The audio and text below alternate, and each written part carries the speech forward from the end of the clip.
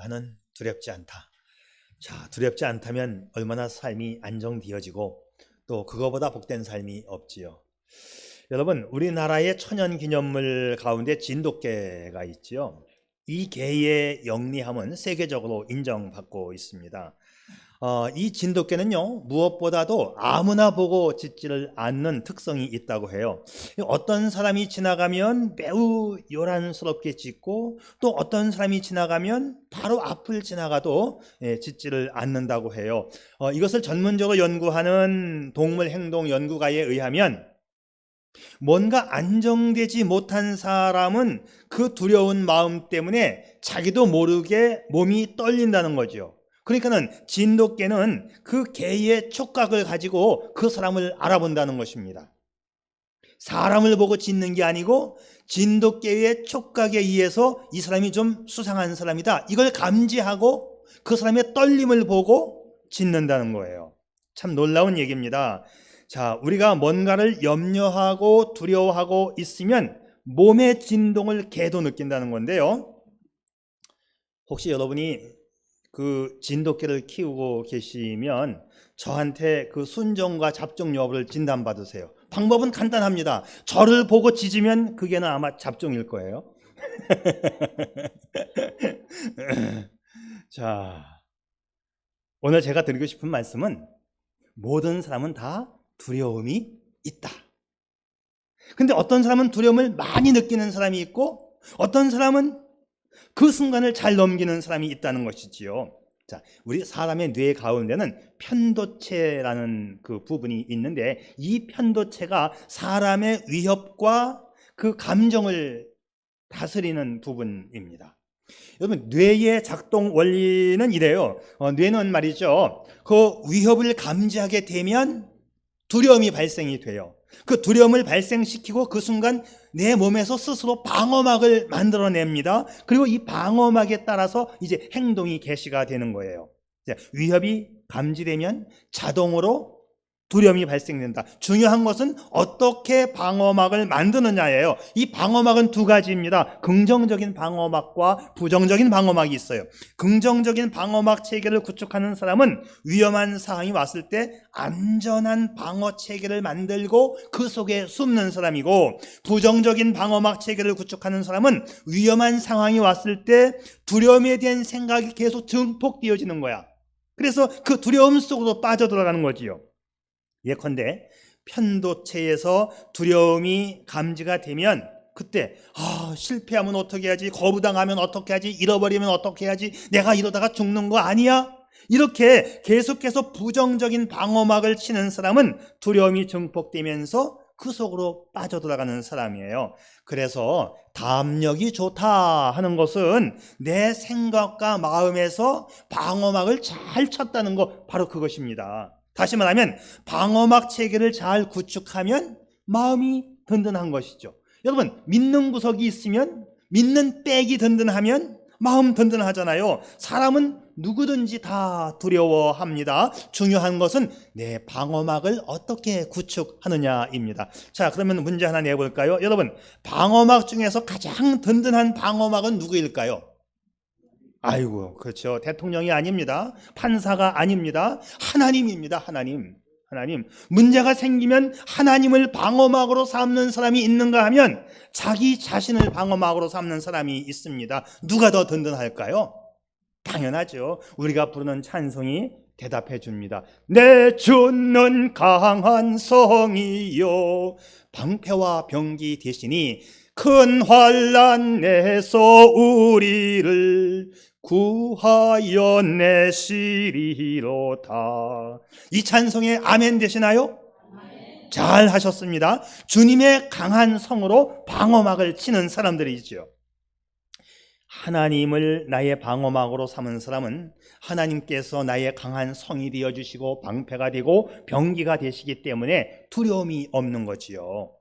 그래서 성경은 말씀합니다. 여호와를 자기 하나님으로 삼은 백성은 복이 있는 것이죠. 여러분, 하나님은 우리에게요 강력한 방패가 되어주시겠다고 약속하고 계십니다.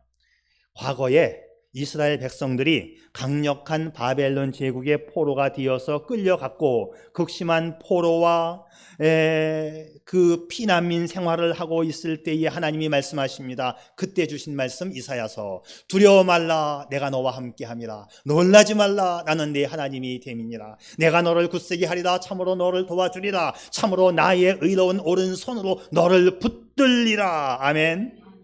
하나님은요, 두려워하는 백성들에게 두려워하지 말라 격려하시면서 절대적인 약속을 주시는 것입니다. 내가 너희의 하나님이 되어 너희들을 굳세게 하며 내가 너희들을 도와주겠다. 나의 의로운 오른손으로 너희들을 붙잡아 주겠다 약속하시는 것입니다. 여러분, 이 하나님으로 방패 삼으시기를 바랍니다. 자, 여러분, 이제 문제 또 제가 준비해 왔는데 문제 한번 내볼게요. 1번부터 4번. 첫째, 예수님께서 부활하시자마자 맨 처음으로 하셨던 말씀이 뭔지 아세요? 두려워 말라. 그렇죠. 이건 통밥으로 때려잡아도 되는 거야. 그죠? 예. 부활하시자마자 예수님이 하신 말씀, 나 보여? 그런 게 아니고, 두려워 말라. 2번 문제. 안식구 첫날 예수님의 무덤으로 찾아갔던 막달라 마리아와 또 다른 마리아가 있었어. 근데 그때 천사가 이 두 마리아에게 하신 말씀이 뭘까요? 두려워 말라. 이것도 때려잡으면 되는 거야, 그냥 똥바고. 세 번째 문제. 예수님께서 승천하시기 직전에 하신 말씀이 뭔지 아세요? 함정이지 이제. 너희는 마음에 근심하지 말라. 하나님을 믿으니 또 나를 믿어라. 그게 3번 문제 답입니다. 비슷한 거예요. 두려워 말라 해도 선생님이 50점은 줍니다. 자, 4번 문제. 제자들이 예수님을 만날 때마다 자주 들었던 말씀은 뭘까요? 이건 그냥 느낌으로 가면 돼. 두려워 말라. 맞아요. 자, 이렇게 보게 되면 우리 예수님께서 거의 마지막 시점에 주신 말씀은 두려워 말라, 두려워 말라, 근심하지 말라, 근심하지 말라입니다. 여러분, 오늘 아침 우리 모두에게 이 어떤 불안과 두려움으로부터 완전히 해방되는 은혜가 있기를 바랍니다. 자, 우리는 두려움으로부터 해방될수록 우리가 자유로운 삶을 살 수 있는 거잖아요. 하나님이 나의 하나님 되시니, 하나님을 나의 백으로 삼았으니, 하나님이 나의 방패가 되어주시니 얼마나 든든합니까? 자, 세계 제2차 대전 때에 독일군이 그 북유럽까지, 노르웨이까지 침략을 했었어요. 때마침 어떤 목사님이 신방을 갔는데 독일군의 공습 때문에 신방을 마치고 집으로 돌아갈 수가 없어서 그 집에서 그 성도들과 함께 뜬 눈으로 밤을 새우게 됩니다. 그런데 그 집에 어린 딸 하나가 아무런 두려움 없이 걱정 없이 태평하게 잠을 자고 아침을 상쾌하게 맞는 겁니다. 그래서 조금 의아하게 생각한 목사님이 꼬마에게 물었어요. 너는 독일군의 폭격이 무섭지도 않니? 어떻게 그렇게 편안하게 잠을 잘 수가 있니? 잠이 와? 그랬더니 이 아이의 대답이 참 감동적입니다. 하나님께서 안 주무시고 나를 지켜주시는데 나까지 안 잘 필요는 없잖아요. 와, 할렐루야. 사랑하는 여러분, 요즘 어떤 일로 걱정하시고 염려하며 마음의 두려움과 불안해 하시는지요? 여러분의 숨은 걱정과 두려움이 뭔가요? 직장과 사업, 건강과 질병, 결혼, 자녀들의 진로, 어떤 두려움이 있나요? 이런 두려움은 다 있어요. 누구나 다 있습니다. 우리는 이런 일상적인 두려움에서부터 어떻게 해방될 수 있을까? 다윗은 참 멋진 신앙관을 가졌기 때문에 결코 두렵지 않은 인생을 살았는데요. 오늘 6절 말씀이죠. 하나님이 내 편이시니 나는 결코 두렵지 않노라. 자, 이제부터 우리가 평강의 삶을 원하신다면 첫째, 하나님의 사랑하심을 믿으시기를 바랍니다. 하나님이 우리를 사랑하여 주신다. 하나님께서 날 사랑하신다면 문제 끝 아닙니까? 성경의 총 주제는 하나님의 사랑이에요. 나 같은 죄인을 살리시기 위한, 나 같은 죄인에게 찾아오시는 하나님의 러브스토리가, 하나님의 사랑 이야기가 성경이에요. 아름다운 이야기가 있네. 구세주의 사랑 이야기. 하늘에 계신 하나님께서 나를 사랑하시니 얼마나 든든합니까? 사랑 안에 두려움이 없고 온전한 사랑의 두려움을 내쫓나니 두려워하는 자는 사랑 안에서 온전히 이루지 못하였느니라. 오늘 말씀에서 다윗은 절대적인 확신을 선포합니다. 하나님이 나를 사랑하심으로 나는 결코 두려움이 없도다. 사람들이 나에게 어찌하겠는가? 바울 역시 이런 여유와 배짱을 가졌지요. 하나님이 우리 편이시면 누가 우리를 대적하겠습니까? 그러니까 성경에 나오는 말씀들을 자주 나오는 말씀들을 종합을 해보면 이런 거예요. 사랑이라는 것하고 두려움이라고 하는 것은 함께 뭉쳐질 수가 없다는 걸 우리가 알 수 있습니다. 사랑이 여러분의 인생 앞마루에 찾아오게 되면 두려움은 인생 뒷마루로 도망을 치는 거지요. 자, 그러니까 사랑이라고 하는 것은 두려움의 해독제가 되는 것입니다. 내가 하나님의 사랑을 받고 있다. 이 믿음이 강력하면 강력할수록 두려움은 접근을 못하는 것입니다. 나는 하나님의 강력한 사랑을 받고 있다는 이 믿음으로 살아갈 수 있기를 바랍니다. 든든하신 하나님이 날 사랑하고 있다. 이게 얼마나 든든한 겁니까, 이게? 하나님의 DNA, 하나님의 유전자라고 하는 책이 있는데 그 책에 보게 되면 하나님께서 소유하시고 하나님께서 우리에게 유전으로 물려주시는 그 유전자가 뭐냐? 자, 하나님은 사랑 그 자체라고 이 책은 말하고 있어요. 하나님은 우리에게 두려움의 해독제가 되는 사랑을 유전으로 물려주시면서 말씀하십니다. 너는 나를 닮은 나의 사랑하는 자녀다. 너는 나를 닮은 나의 사랑하는 자녀다. 너는 나를 닮은 나의 사랑하는 자녀다. 이게 하나님이 하시는 말씀이에요. 그렇습니다. 나는 하나님의 사랑의 유전자를 물려받은 하나님의 자녀들 아닙니까? 하나님의 사랑을 많이 받으면 많이 받을수록 무엇이 물러간다? 두려움이 물러가는 거지요. 아멘. 자, 하나님의 약속의 말씀을 통해서 나의 정체성을 바로 알게 되면 인생이 달라지는 거지요. 너는 나를 닮은 나의 사랑하는 자녀야. 너는 나를 닮은 나의 사랑하는 자녀야. 하나님의 사랑 안에 두려움이 없습니다. 하나님께서는 우리를 구원하실 때 우리에게 승리의 옷과 능력의 옷과 사랑의 옷을 입혀주십니다. 우리가 예수 그리스도의 옷을 입는 그 순간 그의 능력과 권세가 내 안에서 방어막을 치는 거예요. 나는 이 사실을 믿음으로 확신하면서 하나님 말씀을 따라서 하나님과 함께 한 걸음 한 걸음 하나님과 함께 살아가니 승리의 삶을 살게 되는 것이지요. 근데 마귀는요, 수시로 찾아와서 넌 누구냐? 네가 그러고도 집사냐? 야, 다 때려쳐라. 네가 무슨 교회를 가냐? 우리를 조롱하고 비웃습니다. 그때마다 난 하나님을 닮은 하나님의 사랑하는 자녀다. 난 그래서 두려움이 없다. 나는 너와 친구가 될 수 없다. 나는 너의 말을 들을 수가 없다. 라고 마귀를 물리칠 수 있기를 바랍니다. 네? 마귀는 계속 우리를 불러냅니다. 네가 그러고도 집사냐? 네가 그리고도 성도냐? 난 하나님을 닮은 하나님의 사랑하는 자녀야. 그래서 너와 친구할 수 없어. 라고 말씀으로 마귀를 물리칠 수 있기를 바랍니다. 자, 하나님은 여러분을 얼마나 사랑하시는지요. 그냥 이따금씩 가끔씩 조금씩 사랑하는 게 아니고 변함없이 사랑하십니다. 매년, 매달, 매주, 매일, 매시간, 매분, 매초까지 여러분을 사랑하십니다. 끝까지 영원토록 사랑하십니다. 마지막 하늘로 올라가시기 직전에 가장 많이 하신 말씀, 두려워하지 말라, 두려워하지 말라, 두려워하지 말라. 하나님을 믿으니 또 나를 믿으라. 그 독생자 예수를 십자가에 죽이시면서까지 난 너희들을 사랑한다니까. 이렇게 말씀해 주신 우리의 하나님이시지요. 그래서 하나님의 사랑하고 인생의 두려움하고는 같이 섞일 수가 없는 거예요. 바울은 로마서에서 이런 가슴 벅찬 선언을 합니다. 누가 우리를 그리스도의 사랑에서 끊을 수 있겠습니까? 환난입니까? 곤고입니까? 핍박입니까? 굶주림입니까? 헐벗음입니까? 위협입니까? 또는 칼입니까? 누가 우리를 하나님의 사랑에서 끊겠습니까? 계속해서 이어지는 말씀을 보게 되면 점층법으로 점점 막 확대가 돼요, 이야기가. 우리는 이 모든 일에서 우리를 사랑하여 주신 그분을 힘입어 이기고도 남습니다. 나는 확신합니다. 죽음도 삶도 천사들도 권세자들도 현재일도 장래일도 능력도 높음도 깊음도 그 밖에 어떤 피조물이라도 우리를 그리스도 예수 안에 있는 하나님의 사랑에서 끊을 수 없습니다. 세상 모든 것을 갖고 와도 하나님의 사랑에서 우리를 끊을 수 없다고 바울은 고백하잖아요. 하나님은 우리를 사랑하시는 데 있어서 결코 멈춤이 없습니다.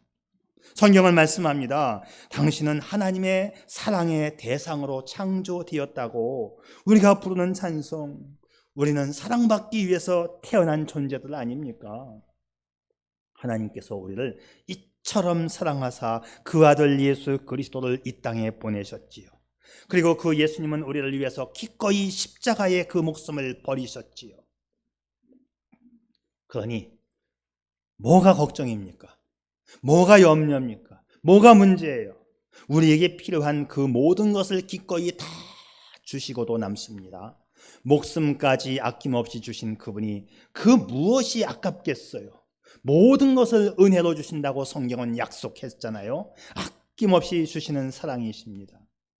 그래서 우리의 찬송가 가운데도 이런 찬송이 있어요. 날 사랑하심, 날 사랑하심, 날 사랑하심, 성경에 써 있네. 나를 사랑하신다는 사랑의 이야기가 성경에 있어요.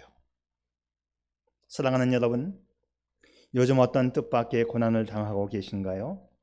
좀처럼 이해나 납득되지 않는 어떤 어려움과 고통으로 시달리고 있나요? 그런 일들 때문에 결코 두려워하지 마세요. 사랑의 하나님으로 두려움을 밀어낼 수 있기를 바랍니다. 로마서는 또 이렇게 말씀해주고 있죠. 우리는 하나님을 사랑하는 사람들, 곧 하나님의 뜻대로 부르심을 받은 사람들에게는 모든 일이 서로 협력해 선을 이룬다는 것을 압니다. 그러므로 우리는 어떤 일을 만나더라도 결코 두려워하지 않기를 바랍니다. 그래서 다윗은 이런 배짱과 여유를 가지고 인생의 풍파를 헤치며 살아갑니다. 내가 사망의 음침한 골짜기로 다닐지라도 해를 두려워하지 않을 것은 주께서 나와 함께 하십니다. 주의 지팡이와 막대기가 나를 안위하시나이다. 아멘. 그렇습니다. 하나님이 나를 사랑하신다. 이 믿음으로 살아갈 수 있기를 축복합니다. 아멘. 두 번째는 그러니까 당연히 우리는 어떻게 살아야 돼요? 예수 중심으로 사는 거지요. 내가 예수 그리스도 중심으로 산다는 것은 내 삶의 방향성이 예수님에게로 기울었다는 거예요. 내 중심이 예수님 안에 있다는 것이지요. 내가 예수님 안에 있다는 것은 예수님이 또 내 안에 있다는 것하고 똑같은 말입니다. 예수님과 내가 하나가 되어서 어디까지가 나고 어디까지가 예수인지 내가 예수와 하나가 되었다는 거예요. 이게 중심입니다. 이게 요한복음의 주제예요. 너가 내 안에, 내가 너희 안에 거하면 모든 게 다 된다. 그래서 예수가 내 인생의 주인 되시고 예수가 내 인생의 안내자가 되신다면 그때 주님은 내 안에 강력한 방어 체계를 구축해 주십니다. 그때 비로소 우리는 담대해질 수가 있겠지요. 그리고 이런 고백이 가능해집니다. 오늘 6절 말씀처럼 여호와는 내 편이시라 내가 두려워하지 아니하리니 사람이 내게 어떻게 할꼬. 내가 두려워하지 않는 것은 방어막을 잘 쳤기 때문이에요. 하나님이 나의 방어막이 되어주셨기 때문입니다. 하나님이 내 편 되셨기 때문이에요. 하나님께서 내 인생의 주인 되시기를 축복합니다. 근데 만에 하나라도 내 인생의 주인이 나라고 한다면 어떻게 될까요? 망하는 거죠. 내 인생의 주인이 나면 순간은 편해. 내 마음대로 하니까 망하는 거예요. 생각해 보세요. 내가 내 인생의 주인 돼서 성공할 수 있을까? 되나요? 됩니까 이게? 대통령도 지 마음대로 못하는 세상이에요. 안 돼요. 내가 나의 주인 되면 망합니다. 주님을 주인 삼아야 합니다. 그리고 그 주님 뒤에 내가 숨어야 되는 거예요. 자, 역시 우리의 찬송이 말해주고 있지요. 내 힘만 의지할 때는 패할 수밖에 없도다. 원래 이 찬송은 막 힘차게 부르는 찬송이잖아요. 근데 요 구절만큼은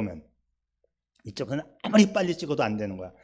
어떻게 이렇게 빨리 찍어? 하고 물어보니까 나는 한꺼번에 5개를 계산할 수 있어. 한꺼번에 5가지를 생각할 수 있어. 그렇게 맨날 그렇게 얘기를 해요. 그게 자기의 특징이에요. 당신은 2개밖에 생각 못하지. 난 2개 이상 생각하면 머리가 헷갈려. 자기는 5개를 생각하면서 5개를 다 추진할 수 있다는 거야. 그러니까 보세요. 사람이 물건을 사가지고 계산대에서 계산을 찍으려고 줄을 쓰면은 벌써 한 5명까지는 계산이 다 돼 있대. 왜냐하면 봉다리에 샌드위치 가게인데 7불짜리 봉다리, 10불짜리 봉다리, 5불짜리 봉다리, 이게 봉다리에 가격이 안 써 있어도 주인이 샌드위치를 묶어서 싸줄 때 담아주는 봉투가 있기 때문에 봉투를 보면 가격이 아는 거지. 7불짜리 봉투를 들고 서 있으면 3불 거실러 줘야 되니까 이미 5명은 뭘 거실러 줘야 되는지 캐시어대 앞에다가 거시름돈을 미리 만들어 놓고 하나 주고 또 다음 거 계산해서 놓고 계속 오면 돈 받고 그냥 벌써 거시름돈이 7달러짜리면 3불 준비해 놓고 있으니까 3불 좀. 그 사이에 얼른 6번째 사람 거 미리 준비해 놓고 그 오는데도 돈을 계속 이렇게 해주니까 얼마 7불 3불 다다닥 3불 이렇게 하면 2배로 늦지, 이 사람은. 그냥 아무리 이 사람이 빨리 하려고 해도 자기는 못 따라온다는 거지. 자, 이렇게 거기서도 인정을 받고 돈을 열심히 벌고 잘했어요. 정말 진짜 잘했습니다. 이제 목회자의 자리가 와서 그 깡촌을 이제 목회자로 갔는데, 제가 이제 우리 사모보고, 야, 목회하러 가자. 그랬더니 아무 말 없이 또 따라오더라고요. 가.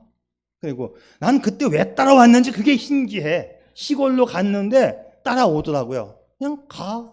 따라고 했어요. 우리 친구들은 가면 굶어 죽는다. 너는 여기서 돈을 제일 잘 버는 부부인데 왜 가냐? 한인교회를 나갔는데 한인교회 재정부에 있는 집사님이 뭐라고 얘기하시냐면, 아, 이대환 씨는 유학생 아닌 줄 알았어요. 그러더라고요. 왜요? 그랬더니 제가 헌금을 많이 했거든요. 뭐 11조 감사원금 버는데도 엄청나게 두 부부가 열심히 일해서 보통 이민자들만큼 벌면서 거기서 헌금할 거 내 마음대로 다 했으니까 이민자들하고 똑같이 헌금을 했겠죠. 근데 이민자들 평균 수준보다 높이 했어요. 그러더라고요. 그러니까 재정부에 있는 분이 슬쩍 밥 먹는데 둘이 같이 먹게 됐는데 유학생이 아닌 줄 알았대. 아니, 유학생이에요, 저. 왜 이렇게 헌금을 많이 해요? 그러더라고. 많기는요, 뭐, 그냥 제가 버는 대로 그냥 하는 거지요. 그냥, 저는 뭐, 그냥 아무 생각 없이 그냥 내 버는 대로 하고 싶은 대로 한 건데, 그렇게 돈을 많이 벌었어요. 그리고 한 1년 반 일하니까 저축도 했어요. 그러니까 내가 시골로 목회하러 갈 때는 무슨 마음이 생겼냐면, 뭐, 내가 벌어놓은 것도 있는데, 1년 동안 돈이 쌓이더라고요. 아, 이거 그냥 까먹으면 되지. 뭐 조금 벌었지만 그래도 그런 자신감이 생겼던 거지요. 그리고 1년 반 동안 까먹으면서 전도하면 되지 뭐. 하여튼 마음의 부담감은 전혀 없었습니다. 가자.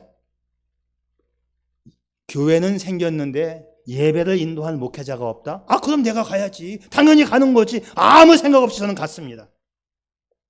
주님을 의지했기 때문에 시골교회, 그 이름하여 해걸스타운 한인 침례교회.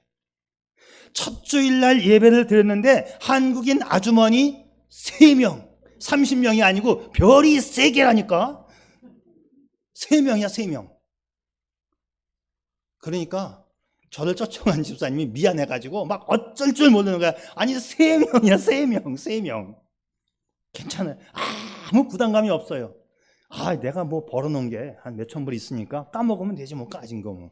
장당했어요. 아주 자신감 있었습니다. 예수님을 내 중심에 모시고 사니까 진짜 두려움 없어요.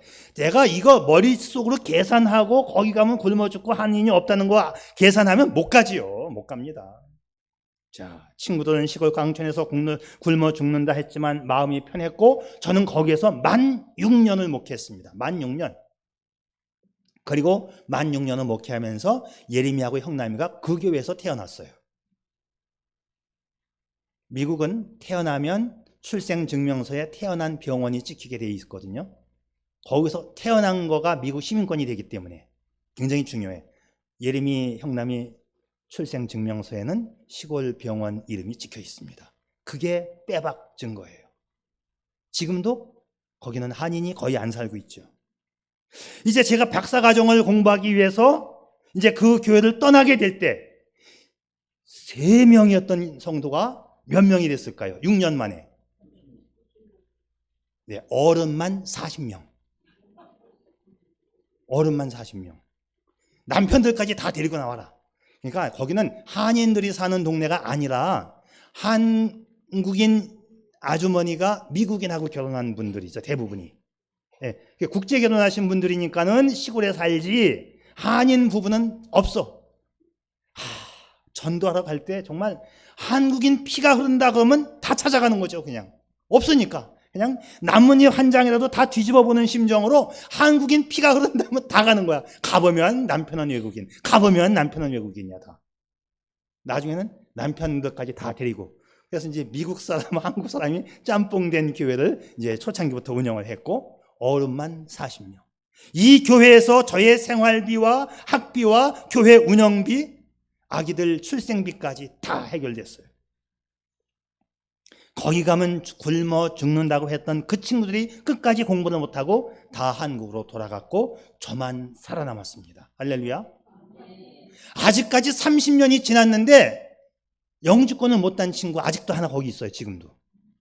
저는 영주권이 뭔지도 모르고 갔는데 무조건 그냥 미국에 공부하러 갈까 해서 갔는데 영주권을 가자마자 땄잖아요. 왜? 우리 교회가 나를 스폰서 해주니까. 우리 교회 이름으로 이 교회에서 이대환이는 필요한 사람이다. 영주권을 주어서 이 교회에 남게 하고 미국에 남게 하자. 그래서 나 생각지도 못한 영주권이 그냥 거저 들어와서 이은주 사모가 미국 시민권자 된 게 바로 그 계기가 된 거예요. 시민권이 뭔지 영주권이 뭔지 알지도 못하고 갔습니다. 나는 그냥. 그리고 마지막까지 살아남은 사람은 나 혼자. 다른 친구들은 다 도망가고 머리 쓰고 어떻게 하면 부자 될까 하다가 신학 공부하다가 미국에 잘 사니까 그냥 공부 포기하고 돈벌이 나섰다가 그냥 다 목회 안 하고 있어요. 제가 시골에서 목회를 하고 있는데 우리 이은주 사모가 장사했던 빨리 찍는 따다다다닥 빨리 찍는 그 가게 사장님이 시골까지 찾아왔어요. 왜 찾아왔을까요? 데려가려고. 근데 데려가는 게 아니고 이때는 조건이 좋았어요. 어떻게 말하냐면 은주야, 니한테 이 가게를 맡길 테니 네가 운영을 해. 네가 이 가게에서 돈을 찍어봤으니까 하루에 매상이 얼마 오르는지 다 알잖아. 이거는 내가 20년 동안 한 가게인데 매상이 떨어질 수가 없어. 옆에 백악관이 있고 옆에 국회의사당이 있고 그렇기 때문에 공무원들이 오는 가게이기 때문에 미국이 망하지 않는 안 망하는 가게인 거 네가 알잖아. 너는 나한테 한 달에 $3,000만 주고 나머지는 네가 다 가져. 너 계산 나오지? 얼마 버는지. 대박 나겠더라고요, 정말. 무일푼인 내가 미국에 살기로 결정했다면 대박 나겠더라고요. 너같이 똑똑하고 부지런하면 이 가게 안 망한다. 난 너에게 맡기고 3,000불만 주면 난 딴 데 가서 다른 장사 할게. 나도 이익이고 너도 이익이야. 해보자. 근데 아닙니다. 나는 목회할 거예요. 돌려보냈어요. 내 힘만 의지할 때는 패할 수밖에 없도다. 힘 있는 장수 나와서 날 대신하여 싸우네. 이 장수 누군가? 주 예수 그리스도. 만군의 주로다. 당할 자 누구냐? 반드시 이기리로다. 사랑하는 성도 여러분, 여러분을 두렵게 하는 게 뭡니까? 여러분이 두려워하는 그 이유가 뭡니까? 베드로 사도는 우리가 두려움으로부터 이 해병되는 적극적인 방법을 제안합니다. 예수 중심으로 살아야 한다. 여러분이 뜨거운 마음으로 선한 일을 하면 누가 여러분을 해치겠습니까? 우리가 정의를 위하여, 우리가 고난받고 우리가 믿음을 향하여 고난받으면 복이 있다 성경은 말합니다. 다만 여러분 마음속에 주님을 높여드리는 예수 중심의 삶을, 믿음 중심의 삶을 살아갈 수 있기를 바랍니다. 하나님 넘버원, 하나님 최고, 하나님 중심인 사람에게는 결코 두려움이 없는 거지요. 아무것도 두렵지 않습니다. 이런 사람에게는 하나님 외에 두려워할 자가 없는 거예요. 세상 무서울 게 없는 겁니다. 하나님은 우리를 사랑하셔서 우리를 도와주시길 원합니다. 세 가지로 정리해 봤어요. 주님과 가까워지면 가까워질수록 마음이 평안하여진다. 하나님은 우리를 사랑하셔서 기꺼이 우리를 도와주신다. 성경은 하나님의 말씀이기 때문에 약속대로 우리를 축복해 주신다. 이런 믿음으로 살아갈 수 있기를 바랍니다. 우리가 오직 주님만을 위해서 주님 최고, 주님 넘버원으로 살아가신다면, 주님 말씀 앞에 헌신하신다면 걱정하거나 염려할 것이 없어요. 헌신을 우선으로 여기며 사는 사람은 인생이 단순해지기 때문에 스트레스 받을 일도 없어요. 모든 것을 주님께 맡기면서 그냥 편안하게 살아가는 거지요. 두려움 대신 담대하게 살아가는 것이지요. 자, 먼저 하나님께 헌신하는 삶을 사십시오. 헌신이라고 하는 것은 미래에 투자하는 보험에 가입하는 겁니다. 다윗은 이런 확신의 간정을 우리에게 들려줍니다. 나는 젊어서나 늙어서나 의인이 버림받는 것과 그의 자손이 걸식하는 것을 보지 못하였다. 그런 사람은 언제나 은혜를 베풀고 꾸어주면서 살아가니 그의 자손은 큰 복을 받으리로다.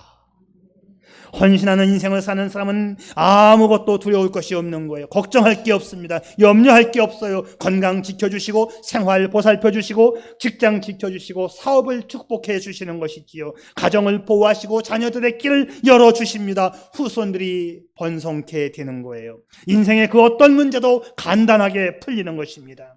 다윗은 이 사실을 터득하였기 때문에 절대적으로 확신의 노래를 부르지요. 여호와께 피하는 것이 사람들을 신뢰하는 것보다 낫도다. 결코 두렵지 않은 인생, 이런 매력적인 인생을 살아가는 저와 여러분 되시기를 축복합니다. 아멘. 기도하죠. 사랑하는 여러분, 오늘 당신을 가장 위축시키는 문제가 뭡니까? 당신의 마음을 울적하게 하는 걱정거리가 뭡니까? 염려거리가 뭡니까? 당신에게 가장 큰 두통거리, 골칫거리가 뭡니까? 오늘 당신은 무엇을 두려워하고 계신가요? 재정, 건강, 질병, 직장, 사업, 자녀의 진로, 당신의 골리앗이 뭔가요? 결코 불안해하거나 두려워하지 마세요. 오히려 담대하십시오. 비록 사형 선고 같은 절망적 현실 앞에 부딪혀도 대범할 수 있기를 바랍니다. 하나님은 당신을 지극히 사랑하시기 때문이지요. 죽음보다 강한 사랑으로 당신을 사랑해 주십니다. 오히려 더욱 적극적인 방법으로 주님 사랑해 보십시오. 그리고 주님 따라갑시다. 하나님은 축복해 주신다 약속했습니다. 하나님이 함께 주시는 우리의 삶, 하나님의 충만한 사랑 속에 결코 두렵지 않은 인생을 살아가는 당신이기를 축복합니다. 아멘. 아버지 하나님, 우리의 삶이 그렇게 되길 원합니다. 세상을 바라보고 세상과 짝하며 세상 속에 몸담는 한, 왜 그렇게 분주하고 바쁘고 왜 그렇게 마음이 어수선하고 불안한지요. 그러나 이제는 다시 말씀을 가슴에 새깁니다. 하나님을 사랑하겠습니다. 나를 사랑하여 주시고 내 마음의 두려움을 몰아내 주시고 평강을 허락해 주시옵소서. 예수님의 이름으로 기도드리옵나이다. 아멘.